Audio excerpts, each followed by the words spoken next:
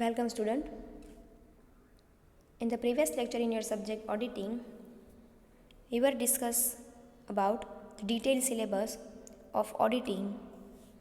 અગાઉના લેક્ચરમાં આપણે વિષય ઓડિટિંગમાં સેમ 2માં તમારે ઓડિટિંગના ડિટેલ સિલેબસમાં કયા કયા ટોપિક અને કેટલા યુનિટ છે એનું આપણે ડિસ્કશન છે એ પ્રીવિયસ લેક્ચરમાં કર્યું હતું.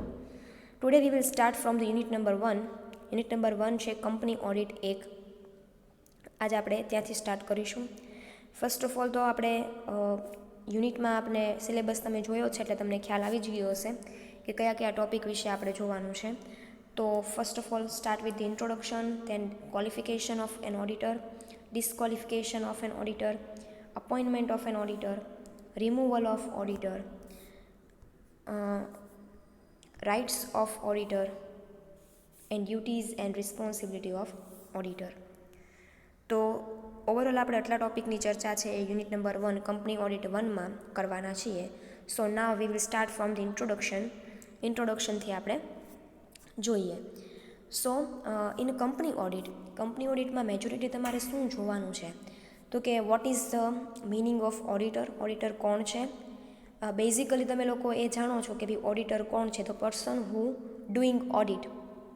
કંપનીનું જે કોઈ પણ વ્યક્તિ ઓડિટ કરતું હોય ઇન એની કંપની, કોઈ વ્યક્તિ જે કંપનીના હિસાબો વેરીફાઈ કરતું હોય, હિસાબોનું કરેક્શન કરતું હોય, એ વ્યક્તિને આપણે ઓડિટર તરીકે ઓળખીએ છીએ. In unit number 1 company audit 1 એની અંદર આપણે શું જોવાના છીએ કે what kind of qualification required as an auditor. Auditor તરીકે કેવા પ્રકારની લાયકાતો ક્વોલિફિકેશન હોવી જોઈએ, કેવા પ્રકારની ડિસ્ક્વોલિફિકેશન હોય તો ઓડિટર તરીકે તમે કામ ન કરી શકો. બરાબર. સો યુનિટ સેમ 1માં તમે લોકો what is the meaning of audit and advantages, limitations, types of audit, objectives of audit, internal audit, external audit, આ બધા વિશે તમે યુનિટ નંબર સેમ 1માં જોઈ ગયા.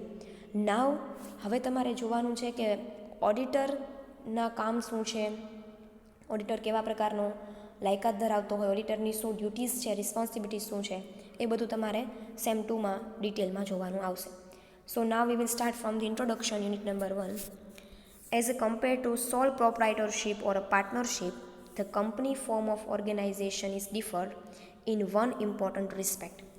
In compared to sole proprietor એટલે શું થાય, એકાંકી પેઢી, અને પાર્ટનરશિપ એટલે શું થાય, ભાગીદારી.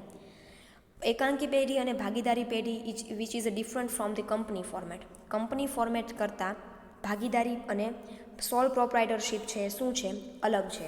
ઇન રિસ્પેક્ટ ટુ વન, એક ઇમ્પોર્ટન્ટ બાબતમાં, એક અગત્યની બાબતમાં કંપની ભાગીદારી અને એકાંકી પેઢી છે એ ત્રણ એકબીજાથી અલગ પડે છે.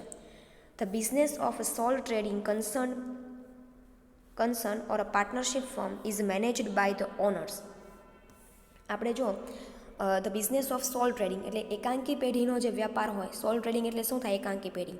The business of sole traders concern or a partnership, ભાગીદારી પેઢી અને સોલ પ્રોપ્રાઇટરશિપ એ બંને ફર્મ છે which is managed by the owner. એમાં બધું સંચાલન કોના દ્વારા કરવામાં આવે, મેનેજમેન્ટ કોના દ્વારા કરવામાં આવે, તો કે honour it self.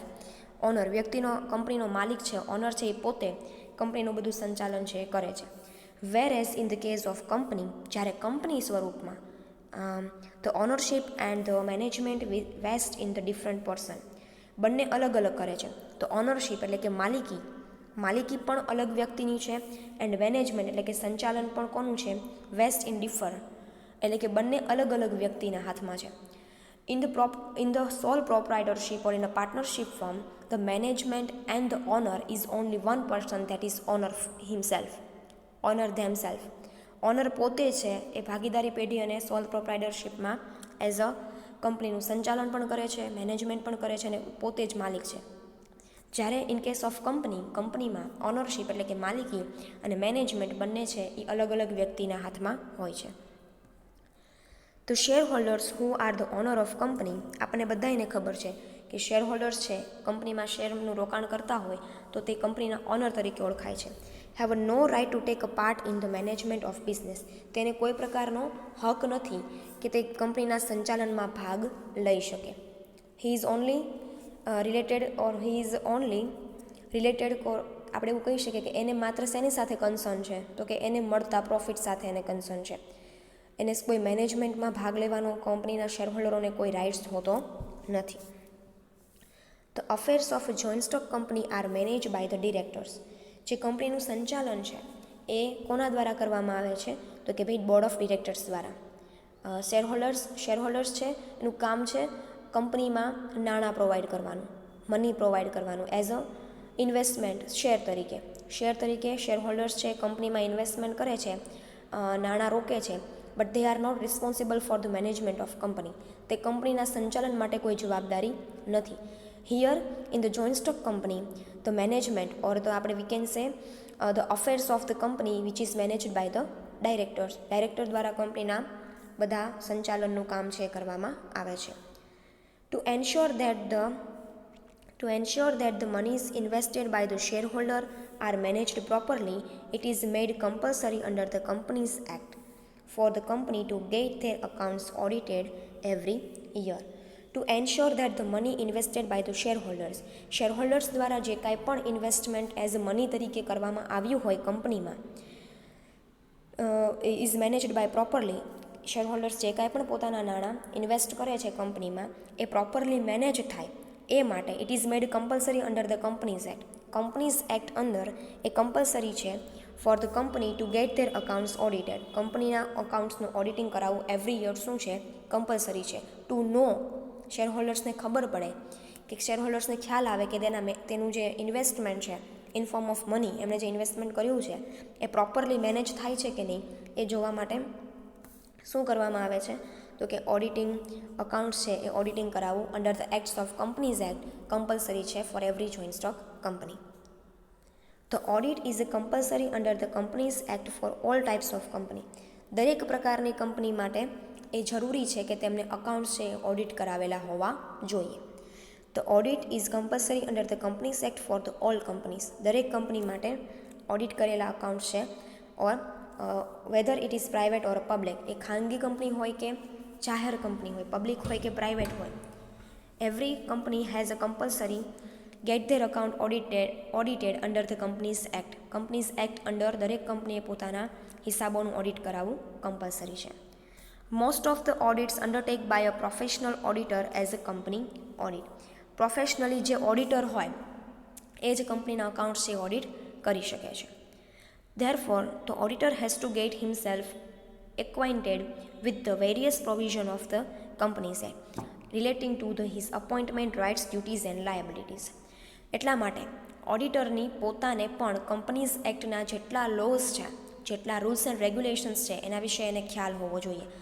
As a auditor તરીકે તમે કોઈ પણ કંપનીમાં કામ કરતા હો, you have to know about the rules and regulation of companies act. તમને તમારા કંપનીઝ એક્ટના રૂલ્સ અને રેગ્યુલેશન લોઝ વિશે પ્રોપરલી ખબર હોય તો જ તમે કોઈ પણ કંપનીનું ઓડિટ છે કરી શકો. Relating to his appointment rights, duties and liabilities. એને કયા કયા રાઇટ્સ છે એઝ અ ઓડિટર તરીકે કંપનીમાં, એમના શું રાઇટ્સ છે, એમની શું ડ્યુટીઝ છે, એમની શું રિસ્પોન્સિબિલિટીઝ છે, એ એમને કંપનીઝ એક્ટ ઉપરથી ખ્યાલ આવે છે. તો here it is the introduction. Now we will see the qualification of an auditor. The person who wants to do audit in any company, એની પાસે શું ક્વોલિફિકેશન હોવી જોઈએ, બરાબર. So the first is the qualification of an auditor.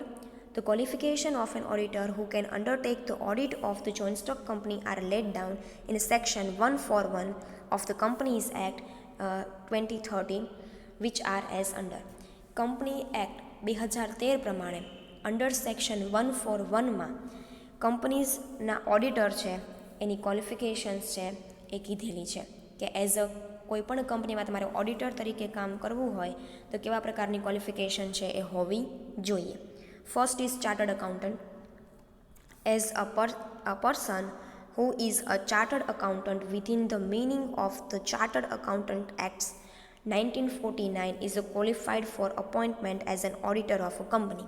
શું કહે છે કે ચાર્ટર્ડ અકાઉન્ટન્ટ એક્ટ 1949 અંતર્ગત the person who is a chartered accountant, એટલે કે ચાર્ટર્ડ અકાઉન્ટન્ટ એક્ટની અંદર જે વ્યક્તિ સીએ છે, જેમણે સીએ કરેલું છે, એ ક્વોલિફાઈડ છે for the appointment of auditor. કંપનીમાં ઓડિટિંગ કરવા માટે જે વ્યક્તિએ સીએ કરેલું હોય એ જ વ્યક્તિ છે કંપનીના ઓડિટ છે કરી શકે છે.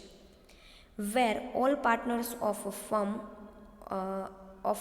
a firm of auditor participating in India as qualified for appointment as a aforesaid, the firm may be appointed to be the auditor of company by its firm name. In such a case, any partners so participating may act in the name of the company's firm or name of the firm. શું કહે છે કે where all partners of the firm of auditor practising in India a qualified for auditor as aforesaid, અથવા તો કોઈ પણ વ્યક્તિ as a auditor તરીકે પ્રેક્ટિસ કરતું હોય in the act according to the act of chartered accountancy. Chartered અકાઉન્ટન્સીનો act છે એના આધારે કોઈ પણ વ્યક્તિ છે એઝ અ ઓડિટર તરીકે પ્રેક્ટિસ કરતું હોય એ પણ કંપનીના ઓડિટર તરીકે અપોઇન્ટ થવા માટે લાયક છે. The firm may be appointed, ઘણી વખત એવું થાય કે જે ફર્મની અંદર તમે પ્રેક્ટિસ કરતા હો એઝ અ ઓડિટર તરીકેની ઇન્ટર્નશીપ કરતા હો, જો એ ફર્મ પણ તમે એ ફર્મ છે એ પણ એઝ અ ઓડિટર તરીકે કામ કરી શકે છે. To be auditor of a company by its firm name, તમે તમારા જે કોઈ પણ ફર્મમાં પ્રેક્ટિસ તરીકે કામ કરતા હોય એ ફર્મના નામે પણ તમે ઓડિટર તરીકે કામ કરી શકો છો, અથવા તો તમે તમારા પોતાના નામે પણ એઝ અ ઓડિટર તરીકે કામ કરી શકો છો. So the person who is CA in the according to the act of chartered accountant act 1949 પ્રમાણે જો કોઈ વ્યક્તિ CA થયેલો હોય અથવા તો તમે CA તરીકેની કોઈ પણ ફર્મમાં પ્રેક્ટિસ કરતા હો CA તરીકે, તો તમે એ ફર્મના નામ ઉપર પણ CA તરીકે કામ કરી શકો છો.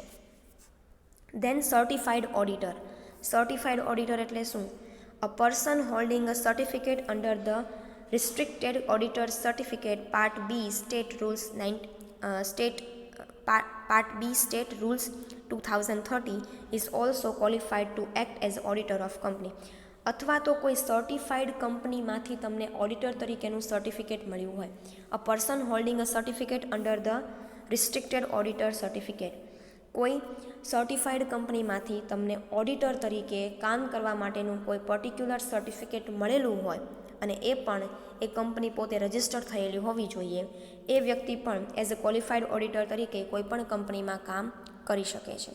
The central government is empowered to make rules providing for the grant, renewal, suspension or collection of such certificate by a notification in official guarantee and may also prescribed condition and restriction for such purpose. હવે ઘણીવાર એવું થાય કે કોઈ એક particular, four an example આપણે ઉદાહરણ લઈએ કે તમે ટેલીનો કોર્સ કર્યો હોય, બરાબર, તો ટેલીનો કોર્સ કર્યો હોય ને તોય તમને કોઈ પણ કંપની કોઈ પણ જગ્યાએ તમને એઝ અ કહેવાય ને કે ભાઈ ટેલી સોફ્ટવેર દ્વારા અકાઉન્ટ કરવા માટે તમને અકાઉન્ટ્સ મેન્ટેન કરવા માટે તમને બોલાવી શકે છે. શું કહેવા માગે છે અહીંયા કે કોઈ પર્ટિક્યુલર સંસ્થા હોય વિચ ઇઝ સર્ટિફાઈડ, જે તમને એવું સર્ટિફિકેટ આવે કે તમે એઝ અ ઓડિટર તરીકે કોઈ પણ કંપનીમાં કામ કરવા માટે તૈયાર છો, એવા ઓડિટરને સર્ટિફાઈડ ઓડિટર કહેવાય છે. અ person holding a certificate under the restricted auditor certified rules 2013 is also qualified to act as auditor of company.